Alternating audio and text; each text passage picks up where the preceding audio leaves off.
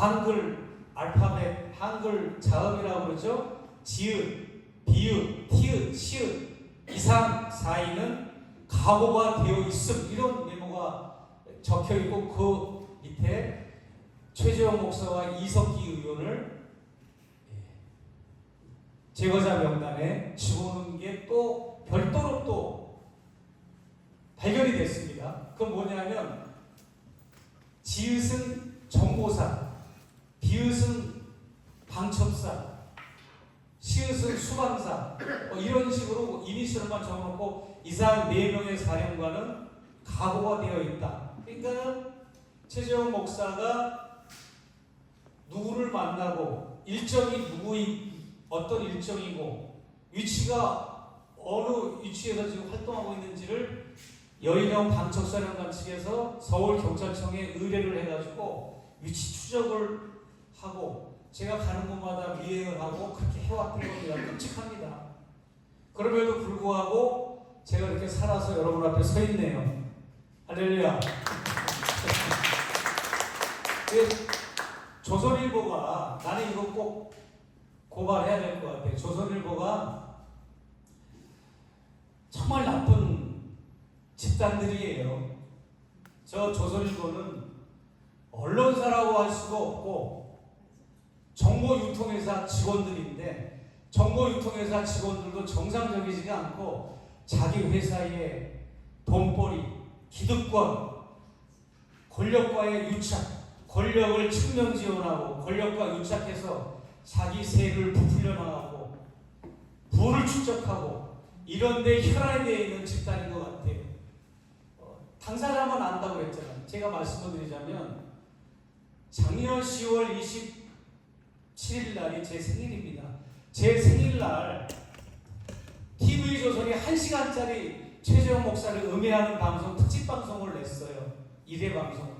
추적자라는 프로를, 없는 프로를 만들어가지고 2회 방송은 김어준을 음해하는 방송을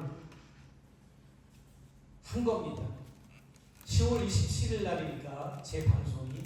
그리고 계엄이 12월 3일 날 터졌잖아요. 근데 12월 3일 날 아침 10시 반에 계엄이 저녁에 발동됐잖아요. 근데 아침 10시 반에 경찰 2개 중대, 대형 버스 2개와 소방차가 제가 잠자고 있는 숙소를 덮치고 제 오피스텔 사무실을 덮쳐서, 그리고 포렌식을 한다는 명목으로 저를 임의동행 형식으로 끌고 가가지고 저는 서울경찰청에 거기서 있다가 거기서 계엄령을 맞이했어요. 서울경찰청에서. 그리고 밤 10시에는 계엄군이 김어준을 또 찾으러 김어준 집을 가서 덮친 거죠. 김어준과 뉴스공장을 덮쳤잖아요. 이게 여러분 우연이라고 생각하세요? 철저하게 TV조선, 조선일보와 용산의 권력이 서로 공조하고 협조하는 걸 피해자만이 안다니까 김어준하고 나만 아는 거예요. 이렇게 못된 짓을 용산과 조선일보가 했습니다.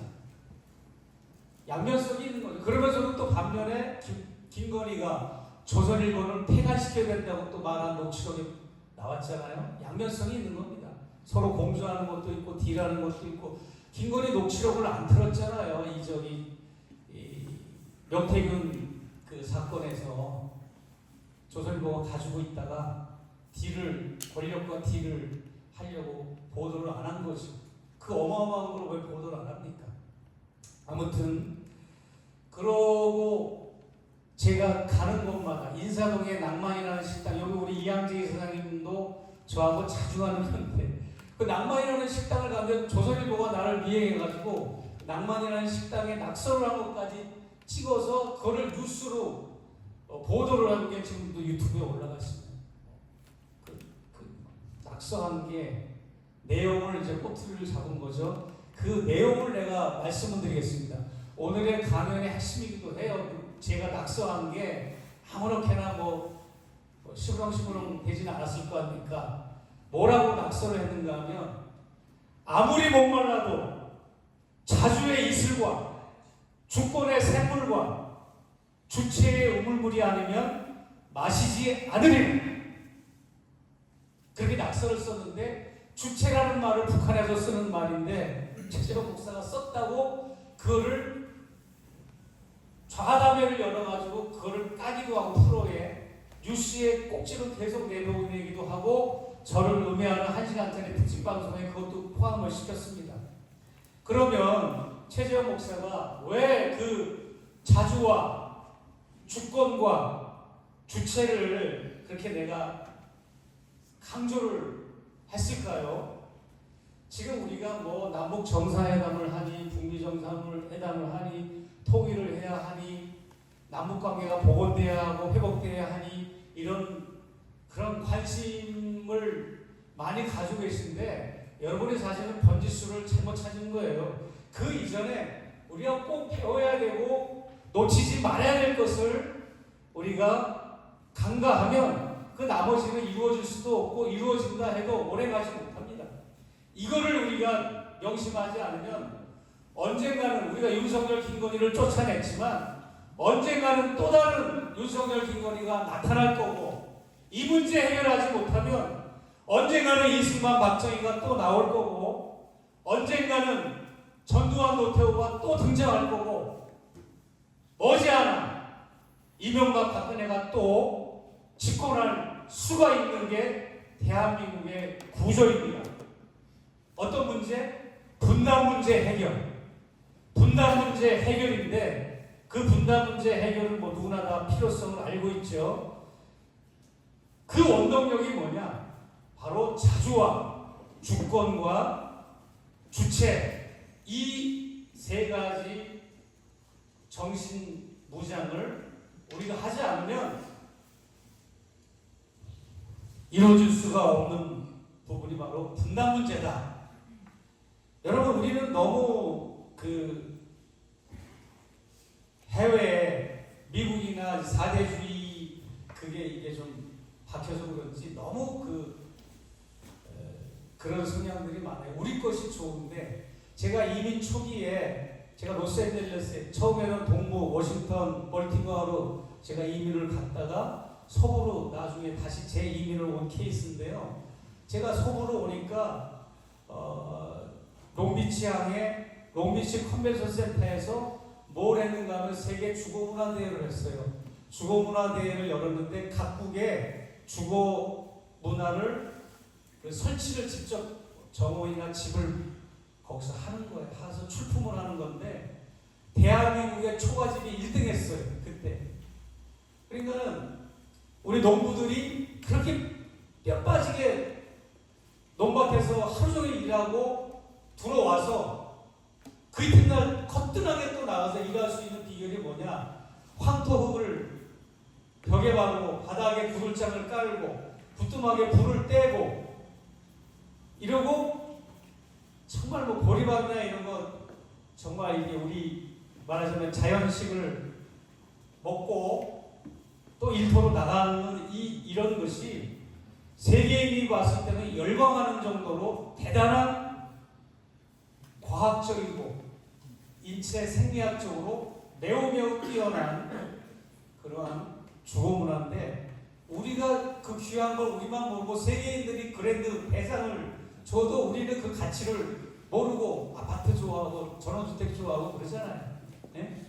그리고 또 있어요. 지난번 이 엘리자베스 여왕이 서거하고 찰스 황태자가 국왕이 됐잖아요. 국왕이 되자마자 세계 정원박람회를 열었는데, 한국의 여성 작가가 출품한 한국의 가옥과 정원이 두 개의 상을 휩쓸었어요. 그래가지고 찰스 국왕이 직접 그 정원을 방문해가지고 극찬을 하기도 하고, 겨울 궁전, 영국 국왕들은 여름 궁전, 겨울 궁전 따로 있죠. 겨울 궁전에 그걸 영구 설치를 해놓은 상태거든요. 그만큼 한국의 가옥이 과학적이고 정말 누가 봐도 인체에 맞는 그런 좋은 집인데 그 가치를 우리만 모르고 있다. 그리고 제가 지금 쓰고 있는 사무실의 전 사용자가 종로 단성사 피카디리 그쪽에 주얼리 타운에 거기에 이제 글로 이사를 가셨는데 그분이 이제 저를 자주 초청해가지고 얘기를 하시는데 주얼리 100년사를 써달라고 그러더라고요. 이 종로의 보석상들이 주얼리 100년사를 써달라고 의뢰를 하더랍니다. 그래서 내가 기가 막혀가지고 아니 신라 시대 때 우리나라의 그 보석이 얼마나 그 신라 왕관, 금관 그 무덤에서 출토된 그 어마어마한 보석류들이 얼마나 많은데 신라 그 천년의 그 엄청난 우리나라의 보세 기술과 보석 그 테크닉들 그것이 있는데 미국에서 들어오고 외국에서 들어오고 짧은 주얼리 100년사를 그게 전부인 걸로 써달라고 하는 걸 듣고 내가 화가 나가지고 막 뭐라 그래가지고 그분이 바꿨어요. 그것을 주얼리 100년사가 주얼리 3000년사로 바꿨던 거. 잘했죠? 우리에게 너무 좋은 거예요. 네. 그리고 여러 가지로 이제 그럼에도 불구하고 제가 인사동 낭만이라는 식당에서 자주와 주권과 주체라는 말을 썼다고 북한에서 쓰는 용어라고 막 조선일보가 공격을 하고 김영남 최고인민회의 의장이 뭐 연설하는 도중에 주체라는 발언한 걸 따가지고 짜집기 해가지고 비교를 해서 빨갱이로 날 뭐라 한 거죠. 기가 막히지 않습니까, 여러분? 유튜브에 올라가 있으니까 보십시오. 그리고 그래서 제가 드리고 싶은 말씀은 뭐냐면 주체라는 말은 북한에서 쓰는 용어라서 금기해야 될 게 아니라 북에서 써도 이것이 진정한 의미가 있고 확고하게 인문학적뿐만 아니라 우리 역사적 현실에서 옳은 용어라고 하면 우리도 써야 됩니다. 그런데 안타깝게도 주체라는 용어는 김일성, 김정일과 아무런 상관이 없습니다. 그 무슨 말이냐 하면 주체라는 말은 우리나라 수천 년 동안 내려온 우리나라의 고유한 정신문화고 정서입니다. 그러니까 수처잡주, 입처계진이라는 말도 있잖아요. 너 있는 곳이 네가 스스로 주인이 되면 그것이 곧 자유의 세계라. 불교에서는 그걸 극락의 세계라 그러잖아요. 주체사상이 있는 거예요. 몇천 년 전부터 내려온 겁니다. 그게. 그럼에도 불구하고 북한에서 쓰고 있다고 해가지고 그거를 막 금기시하고 있다 이 말이죠. 주체, 김일성 주석이 주체 사상을 몇천 년 동안 내려온 주체 사상을 철학화하고 학문적으로 체계화한 거는 맞아요. 학자들을 시켜가지고 황장엽이라든지 많은 학자들을 동원해서 체계화해서 그걸 어떻게 하는데 활용했느냐? 미국과 맞짱을 뜨고 북한이 80년 동안 지금 투쟁하고 있잖아요. 그걸 북한식 용어로는 대비결전이라고 해요. 대비결전을 하고 있는데 정신적으로 인민들을 무장하기 위한 추동 세력으로 활용을 한 겁니다. 주체 사상이라고 하는 것을. 그러나 김일성과 김정일은 학문적으로 철학적으로 체계화해서 그걸 사상적으로 북한 인민들을 결집하는 데 활용했을 뿐이지 주체 사상이 있고 김일성 사상이 아니라 이 말이에요. 제가 하는 말은. 아시겠죠? 겁내지 마십시오. 인민이라는 말도 참 좋은 거예요. 국민이라는 말이 얼마나 이게 정말 없어져야 될 용어입니까? 예? 황국신민이라는 말의 줄임말이 국민이잖아요. 황국신민의 줄임말인데 이 국민이라는 말을 쓰면서 떳떳합니까? 국민학교라는 말을 폐지하고 초등학교라는 말을 쓸 때 이 말도 바꿔 써야 되는 거예요. 인민이라는 말을 집어넣어 써야 되는 거예요. 근데 그때 겁이 나니까 인민이라는 말을 안 썼잖아요. 그러니까 우리가 이렇게 동무라는 말이 얼마나 좋습니까? 오케이, 뭐 우리 동무야 놀자, 동무야 얼마나 좋습니까? 근데 북한에서 동무 날래 오시라고 뭐 그런 걸 연상을 한단 말이에요. 예, 그래서 이 말 정말 내가 이제 너무 이제 딱딱할 것 같아서 제가 말씀을 드렸고요. 그러면 이재명 정부가 지금 추구하고 있는 그런 대북 정책, 통일 정책, 이거 뭐냐? 여러분, 대북 정책과 통일 정책은 확실히 다릅니다. 똑같은 용어가 아닙니다. 대북 정책은 뭐냐?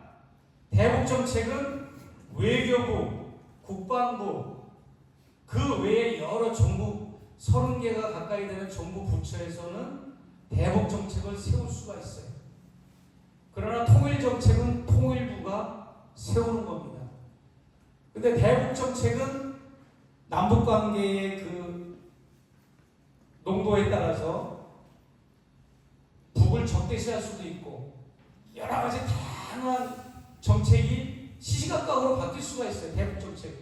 그러나 통일 정책은 마르고 닳도록 영원무금토록 통일 정책은 항상 북과 상호 공조하고 민족 공조를 이루고 화해하고 협력하고 만남을 갖고 교류하고 이것을 컨셉으로 하고 기조로 해야만 하는 것이 통일 정책이고, 대북 정책은 때에 따라서 국방부가 대북 정책을 세우면 북과 전쟁을 준비할 수도 있는 겁니다. 외교부도 마찬가지고. 그런데 안타깝게도 윤석열 정권 안에서는 대북 정책과 통일 정책이 믹스가 되어버렸어요. 하나가 되어버렸어요. 그러니까 통일부가 더 북을 반통일부 역할을 해왔던 거고, 비근한 예로 작년 4월 달에 광화문의 포시즌 호텔에서 4개 연구원장, 국립연구원장, 통일연구원장, 국방 과학연구원장, 이런 연구원장 4명하고 김영호 통일부 장관이 모여가지고 우리 윤석열 정부는 앞으로 5년 동안 북짓 통일을 하겠다라고 발표를 했잖아요. 여러분, 기가 막히지 않습니까?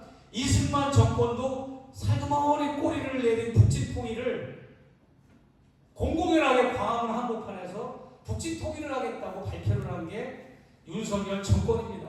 그리고 그것이 계엄과 맞물려서 그렇게 북을 적대시하면서 북을 전쟁을 유발하게 하는 각종 군사행동을 해왔던 거죠. 저는 최재형 목사가 지난 디올백 사건과 관련돼서 저의 공로를 제 입으로 말하긴 뭐하지만 제가 궁극적으로 한 것이 있다면 전쟁을 막는데 일조했다고 저는 디올백 사건의 본질과 핵심은 바로 그겁니다. 예. 제가 이제 웃기느라고 안중근 의사, 윤봉길 의사가 도시락을 투척했다 그러는데 나도 300만 원짜리 디올백을 투척했다. 근데 사실 윤봉길 의사가 이봉창 의사 이런 분들이 투척한 거는 도시락이 아니라 물병이에요. 물병. 도시락하고 물병 폭탄을 이렇게 만들었잖아요. 물병 폭탄을 투척했는데 그것처럼 제가 디올백과 관련된 이말저말을 많이 2년 동안 좀 내가 인터뷰를 많이 했으니까 그거는 표피적인 거고, 본질이 있으면, 사건의 본질이 있으면 본질의 본질이라는 게 있어요. 철학적 용어입니다. 여러분이 자주 갔다 오서 쓰시면 유식하다는 말 들을 거예요. 따라서 합시다. 본질의 본질. 본질의 본질을 찾자면 저는 남북 문제, 통일 문제의 조언과 자문을 해주기 위해서 윤석열과 김건희를 컨택하고 만나는 과정에서 디올백 사건도 이제 발생이 된 건데, 결국은 이렇게 전쟁을 막는 역할 중에 일조를 한 걸로 많은 분들이 또 이렇게 평가를 해주시더라고요. 너무 고맙더라고요. 지금 미국의 뉴 저널리스트 투데이라고 하는 미국 언론에서 저를 일주일에 2번씩 인터뷰해서 이북으로, 그러니까 전자책으로 지금 작성하고 있어요. 올라가는 사이트에 영어로만 올라가기 때문에 여러분한테 검색이 잘 안 될 텐데, 그래서 지금 오히려 미국 측에서 그 본질을 파악하고 난 깜짝 놀랐습니다. 코리안 아메리칸 미국 기자가 저를 인터뷰하거든요. 코리안이 이제 한국말도 잘하고 영어도 잘하는 분인데 그분의 질문이 전쟁을 막는데 효과를 보고 간다라는 표현에서 내가 전율을 느꼈는데 그런 것 같습니다. 그래서 저는 지금 대한민국의 많은 시도에 주한미군이 지금 주둔하고 있는데 평택 미군기지를 가보셨습니까? 대한민국의 진보라고 하면 아니 진보 보수라고 이게 우리가 구분을 짓지 말자고요. 미군이 다른 나라 군대가 여기 와서 우리나라의 국방을 책임지고 있는데 걱정이 돼서라도 한번 가보신 분 계십니까? 나는 오면 꼭 가요.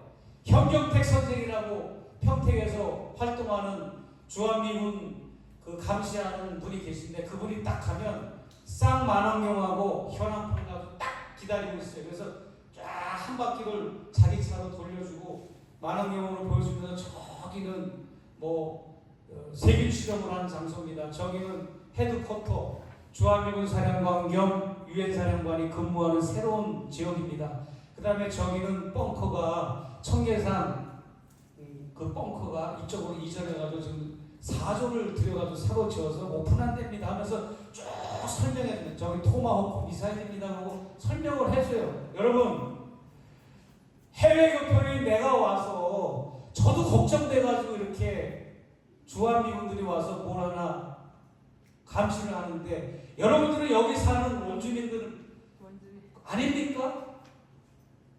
기가 막힌 게 뭐냐면 그게 60리예요. 60리. 평택 험프리 미군기지가 담벼락이 60리길이란 말이에요. 60리길. 그만큼 넓어요. 전 세계에서 초호화 가장 많은 비용을 들여 가장 호화롭게 지은 가장 단일 규모의 방대한 미군 기지인데 불행하게도 그 끝자락에는 군산 미군 부대, 미군 비행자. 이쪽에는 또 시작돼. 전국이 벌집 쑤셔놓은 것처럼 다 미군 기지, 미군 캠프, 미군 레이더 기지, 미군 공군부대, 해군 부대. 그냥 여러분 용산 반환한 줄 아십니까? 천만의 말씀. 윤석열이가 안 들어가고 국방부로 들어온 고 에어리어 말고는 아직도 지금 미군들이 쓰고 있잖아요. 가면은 거기 내가 여러 번 가봤잖아요. 팻말이 붙어 있어요. 여기는 캘리포니아 구역입니다라고 미군 부대마다 딱 두 가지로 구분해서 붙어 있어요. 팻말이. 하나는 샌프란시스코 영토입니다. 하나는 캘리포니아 영토입니다라고 쓰여져 있어요. 제가 로스앤젤레스 사는데 저희 집 아파트 주소가 로스앤젤레스 캘리포니아 로스앤젤레스 90057입니다. 90057이에요. 그런데 여기 대한민국에 있는 모든 미군 부대의 주소가 캘리포니아 로스앤젤레스 900으로 다 시작해요. 우리 집 제 집코드하고 똑같아요. 우편번호하고. 그래가지고 저같이 이민 생활하는 사람들이 20년 30년 전에는 한국으로 소포를 보낼 때 소포과 절약하려고 용산 미군 부대로 보내면 우리 부모님이 찾아가게 이렇게 했어요. 왜? 같은 캘리포니아에서 보내는 우편 물가뿐이 안 나와. 한국으로 보내도 미국 영토기 때문에 여기가. 근데요 그 엄청난 동두천 기지도 여러분들을 속이고 있는 거예요. 아직도 있어요. 아직도 미군들은 철수돼 있지만 아직도 반환이 안 돼 있단 말이에요. 그런데 이것을 해결해야 될 장군들과 군의 장성들과 국회의원들, 300명의 국회의원들, 이 사람들은 미국을 건드리거나 미군을 건드리면 진급의 지장이 있고 재선의 지장이 있으니까 아예 그냥 관심도 없고 터치를 안 합니다.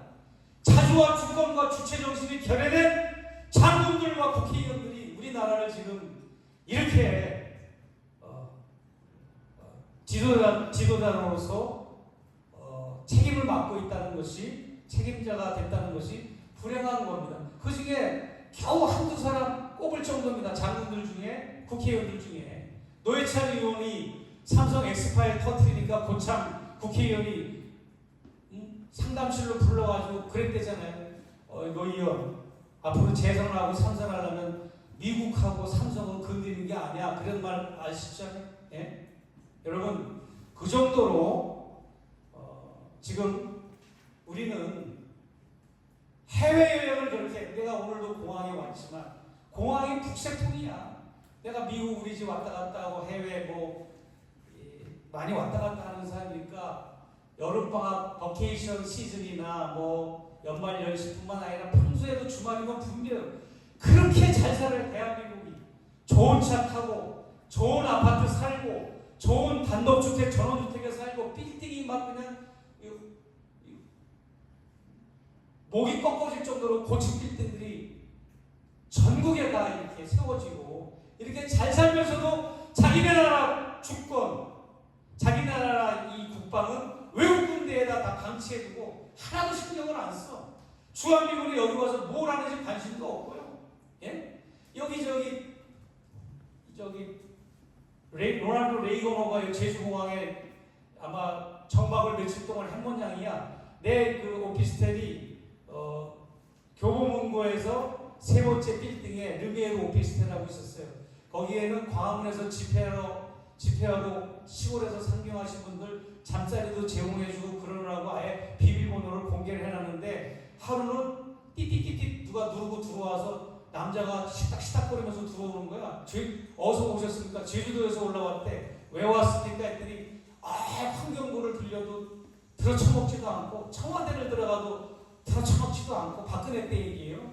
그러더라고요. 그래서 뭔 얘기입니까? 자초지종을 들어보니까 레이건호에서 쓰레기 제주도 도청 소속 쓰레기 청소차를 세워놓고 검은 봉투에다가 큰 쓰레기 봉투에 알 수 없는 물체를 거기서 산더미처럼 트럭을 내리는데 내리는 군함에 있는 그 쓰레기를 치우는 노역자들은 완전 무장을 하고 방호복을 입고 방독면을 썼는데 제주도 소속 청소부 환경미화원들은 그냥 말태기로 평소에 주택가에 쓰레기 치우는 것처럼 그러고 치우더라는 건데 알고 보니까 그게 핵폐기물과 관련된 거더라 이 말이에요.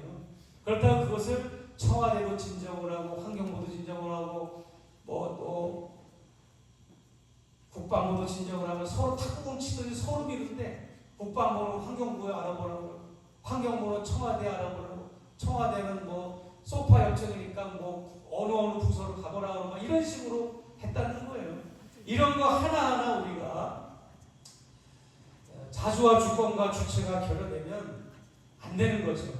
아무리 우리가 미국이 주도하는 세계 질서를 우리가 거절할 수 없다 해도 기본적으로 대한민국이라고 하는 우리 민족의 자주와 주권과 주체는 지키고 고수하고 그걸 살려야 돼요.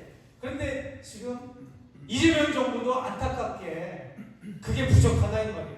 오죽하면 김여정의 담화 속에 이재명 대통령은 마주 앉아서 대화하기 싫은 상대라고까지 논평을 했냐 이 말이에요.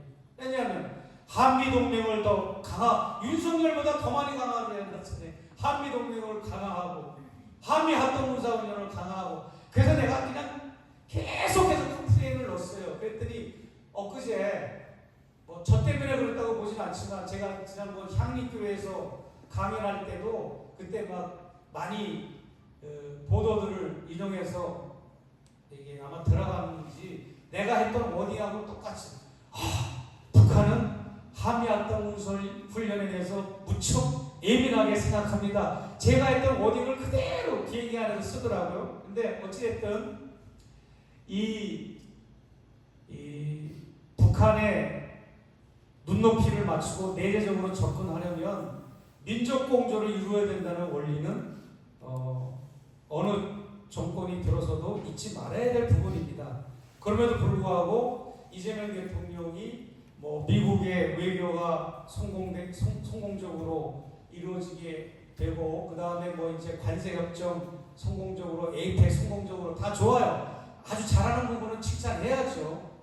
6개월 동안은 허리문 기간이라 해가지고 미국에서는 정적들이나 야당들도 새로 취임한 대통령은 공격하지 않아요. 근데 한국의 지금 야당들이 형편없는 놈들이죠. 역적 패당들이죠.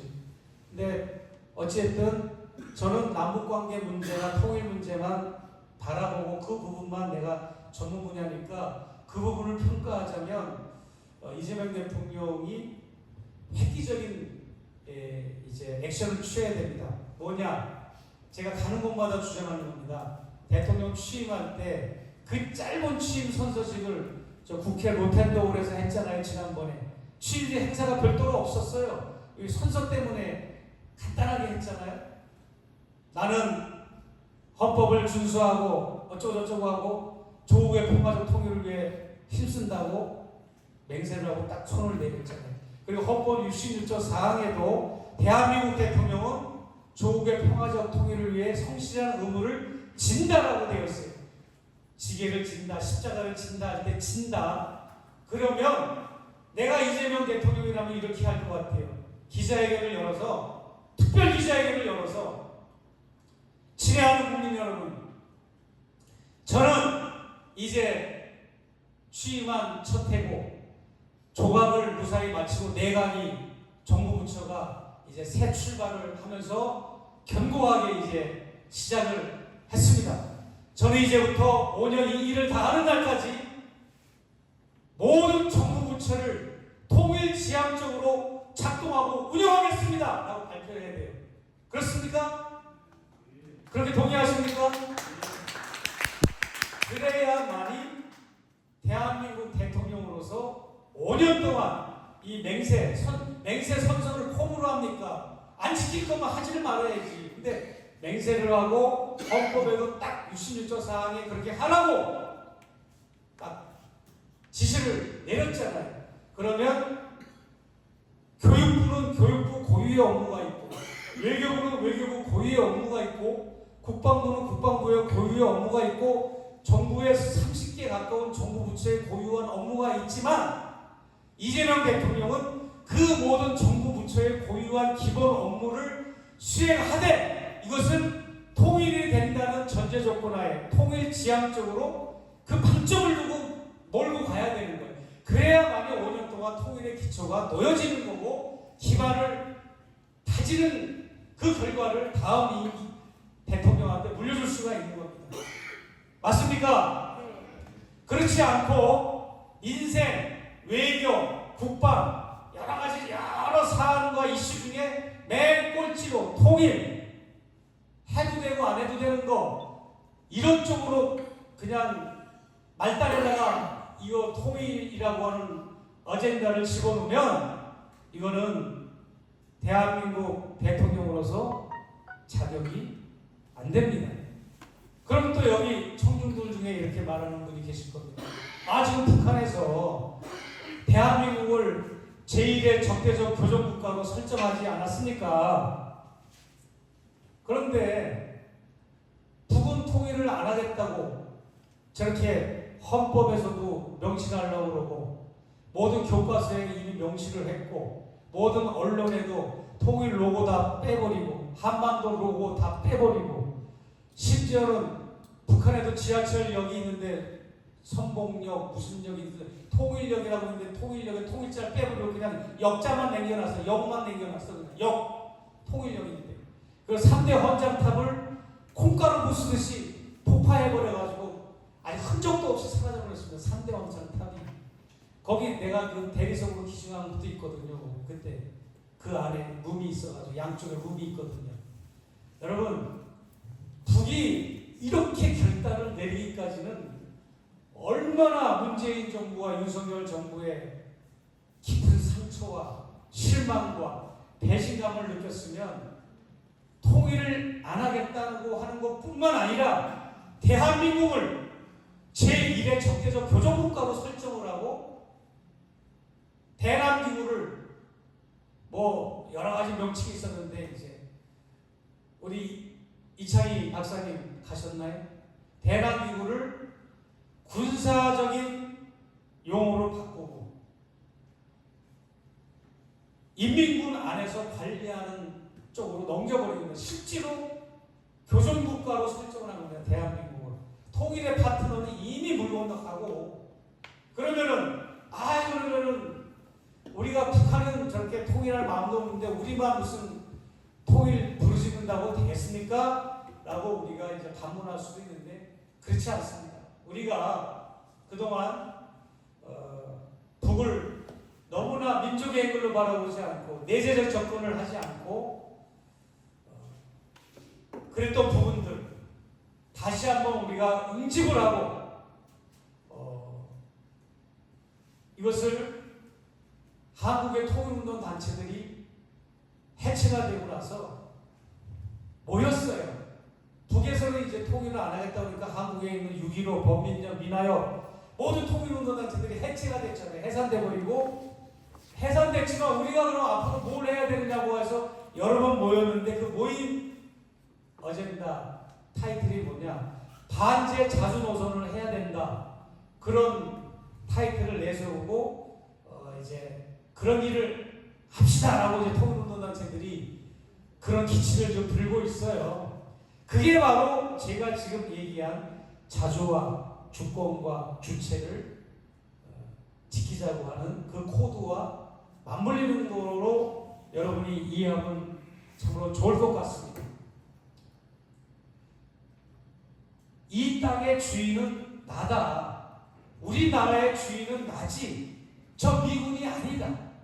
미국과 일본과 중국과 러시아는 절대 대한민국과 북한이 통일되는 것을 원치 않는다. 이 원치 않는 사람들과 붙들고 통일을 의논하고 협의하고 편지 쓰고 대책을 세우고 포럼을 열고 동맹을 맺고 한미일 동맹 이게 뭐냐. 이런 정말 말도 안 되는 그런 일들을 각 정권마다 진보는 진보대로 미국 눈치 보느라고 했는데 정말 우리는 총에 맞는 한이 있더라도 이재명 대통령이 그러지 대통령까지 돼가지고 암살을 당하면 어떻습니까? 좀 저격을 당한들 어떻습니까? 올바른 정의로운 길을 가기 위해서 대한민국 대통령이 이 나라를 바로 세우고 통일을 위해서 올바른 정치를 하다가 그 세력이나 미국과 관련된 이런 세력들에 의해서 혹시라도 그렇게 위해를 당할지라도 그 길을 갈 수 있는 담대한 대포가 있고 추진력이 있는 대통령이 필요한데 내가 볼 때는 이재명 대통령은 그럴 가능성이 있는 분이 맞습니다. 맞는데 그러기 위해서는 먼저 우리 시민단체들과 학술단체, 통일운동단체 여러 이제 진보 시민들이 그런 쪽으로 먼저 사전정지적으로 하고 그런 쪽으로 먼저 운동을 벌이면 이재명 대통령이 그것에 힘을 얻어서 충분히 그런 정치를 해나갈 수가 있다. 북한과 중국은 정말 뭐 말이 안 되는 관계잖아요. 코딱지만한 북한, 그 어마어마한 영토를 가지고 국력을 가진 중국. 그럼에도 불구하고 북한과 중국은 주권 대 주권의 국가잖아요. 그런데 미국과 대한민국은 주권 대 주권의 국가라고 누가 감히 얘기하겠습니까? 군사적으로 예속되어 있고 정치적으로 예속되어 있고 문화적으로도 예속되어 있고 심지어는 종교적으로도 이게 뭡니까? 종교적으로 140년 전에 미국 선교사가 뿌려놓은 이 기독교라고 하는 개신교, 나도 개신교 목사지만 그러니까 저 정광훈 같은 저런 괴물들이 나와가지고 이 대한민국 한국 교회를 흩어놓는 게 저 미국식 제국주의식 선교를 뿌려놓고 심어놔서 저것이 지금 열매를 맺는 게 대한민국의 개신교 현실 아닙니까? 우리 미국에서 벗어나려면 천미, 반미 이런 용어들이 미 국무성을 은퇴한 여성분이 그런 용어를 정리해 놓은 게 있어요. 책이 있어요. 긍정적인 용어, 친미와 관련된 용어, 반미와 관련된 용어 엄청 많아요. 근데 그 중에 하나 내가 콕 짚는다면 여러분이 한번 따라서 합시다. 탈미 한번 해볼까요? 탈미라고 하는 거는 미국 너 저리 가 이 새끼들아 보기 싫어하고 미국을 내쫓는 게 아니라 우리가 어떤 국가적인 결정이나 정부가 어떤 결정을 내리더라도 미국을 의식하지 않고 미국의 눈치를 보지 않고 미국의 직접적 간접이나 직접의 간섭을 받지 않는 상태에 도달한 상태가 바로 탈미의 상태입니다. 그래서 우리가 탈미의 경지까지 이르기 위해서는 우리가 용미도 해야 되고 미국을 이용하는 용미의 단계도 들어가야 되고 여러 가지 우리가 미국을 컨트롤할 수 있는 그런 국력이 있어야 되는데 미국이 허튼 나라입니까? 우리 대한민국한테 이용당하고 활용당할 수 있는 그런 어줍잖은 나라가 아니잖아요. 치밀한 나라잖아요. 미국이.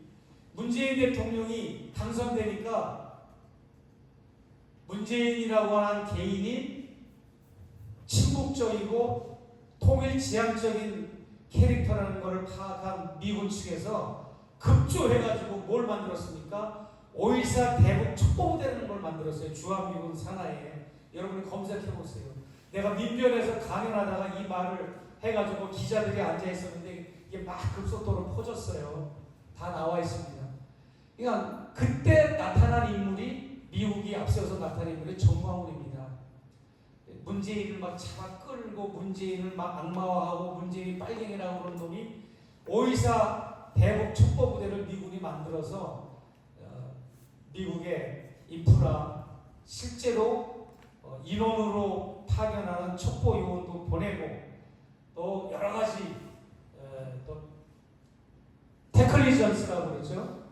인공위성이나 기계적인 기능적인 과학적인 방법으로 정보를 채집하고 또 친북 정권이 있으면 그 사람을 친북적이지 못하게 방해하거나 위협하거나 계속 압력을 가하는. 그래서 문재인 대통령도 삶은 소대가리 욕을 먹기까지 처음에는 굉장히 그 사람도 야망이 컸어요. 국가 잘해보려고 했는데 결국은 트럼프 정권이나 이 미국의 네오콘 그룹에 결국 두 손 두 발 들은 거죠. 개성공단을 다시 재개하는 것도 트럼프한테 가서 물어볼 수밖에 없고 강경화 외교부 장관을 통해서 한미 워킹 그룹을 작동해가지고 기가 막힌 거 아닙니까?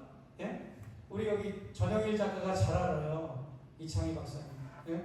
금강산에 작가 회의 남북 작가 그 모임이 있어서 금강산을 가는데 한미 워킹 그룹이 작동을 해가지고 비행기 기름을 딱 금강산을 갔다 올 수 있는 만큼만 비행기 기름을 넣게 했잖아요. 비행기라고 하는 거는 갑자기 이상기후가 생겨서 선회할 수도 있고 다른 공항에 내릴 수도 있잖아요. 근데 이 미국 워킹그룹 하는 세력들이 딱 딴짓하지 말고 고만 만나고 와라. 이 정도로 우리를 간섭했어요. 그러니까는 우리가 자주와주건 걸 추천해가지고 북과 접촉을 못하게 통제하고 모니터링하고 필터링하고 컨트롤하는 그 세력들이 지금도 이재명 정부하에서 근무를 하고 있고 그렇기 때문에 이런 자들을 우리가 내란 세력들을 척결하듯이 공정을 이루는데 조금 더 손색이 없는 공무원들과 관료들로 좀 채워야 됩니다. 참모들 우리는 자주파다 또 자주파 그 다음에 이재명 대통령을 서포트하는 이종석 국정원장은 자주파 그리고 또 미국에 열심히 왔다 갔다 하는 그분은 누구죠? 국회의원 유성락은 무슨 파라고 했어요? 동맹파. 근데 그거는 사실 기자들이 지어준 이름이고 실제로는 그렇지도 않아요. 내가 볼 때는 진정한 자주파는 안 보여. 자주파는 없습니다. 그러면 이제 마무리 끝으로 이재명 대통령이 가장 최근에 했던 발언 중에 비행기 기내에서 기자회견 했던 거와 8.15 경축사에서 이제 남북관계를 언급한 것이 이재명 대통령의 통일 정책인데요. 한마디로 요약을 하자면 흡수 통일을 해서 뭐 할 거냐, 흡수해서 뭐 할 거냐, 흡수하는 과정에서 그 생기는 여러 가지 불미스러운 이들과 그 어마어마한 그 재정력을 어떻게 감당할 거냐, 우리는 흡수 통일하지 않는다라고 이제 북한에 메시지를 던져줬는데요. 그건 뭐 당연한 거고 정동영 통일부 장관이 정리를 한 게 맞습니다. 뭐라고 정리를 했는가 하면 평화적인 두 국가론이 이재명 정부의 앞으로 향후 5년 동안에 이재명 정부가 추구할 최종 통일 정책이다라고 표명을 했어요. 그러면서 새로운 용어입니다. 이거 사실상의 통일이라는 말이 새로운 용어로 등장을 했습니다. 따라서 합시다. 오늘의 이게 이재명 정부의 핵심입니다. 사실상의 통일. 사실상의 통일이라고 하는 것은 직접 하나의 의회, 하나의 정부, 뭐 통일협정 조인식을 하지 않아도 서로 교류하고 협력하고 무역을 하고 여행을 자유롭게 하고 서로 같은 직종끼리 왕성한 교류를 하고 목사는 목사끼리, 기자는 기자끼리, 장사꾼은 장사꾼끼리, 가수는 가수끼리 뭐 이런 왕성한 교류를 하면 그것이 사실상의 통일이다라고 해가지고 이재명 정부는 사실상의 통일이라는 새로운 용어를 고착화해서 만들어냈습니다. 그래서 이재명 정부는 성급하지 않게 말과 마차의 비유를 통해서 말이 마차를 끄는 것처럼 평화체제가 구축되지 않으면 통일도 이루어질 수 없다 해서 평화체제 구축을 우선 중점적으로 하고 그 다음에 이제 통일을 논의하되 그 통일은 평화적 두 국가 체제론을 유지하면서 사실상의 통일을 추구하겠다라고 하는 것으로 이재명 대통령과 정동영 장관 그리고 나머지 통일과 관련된 통일연구원 또 여러 가지 이제 이재명 정부에서 밥벌어 먹고 사는 월급 받는 통일 관계자들이 일치된 의견으로 내세운 작품입니다. 이상입니다. 감사합니다.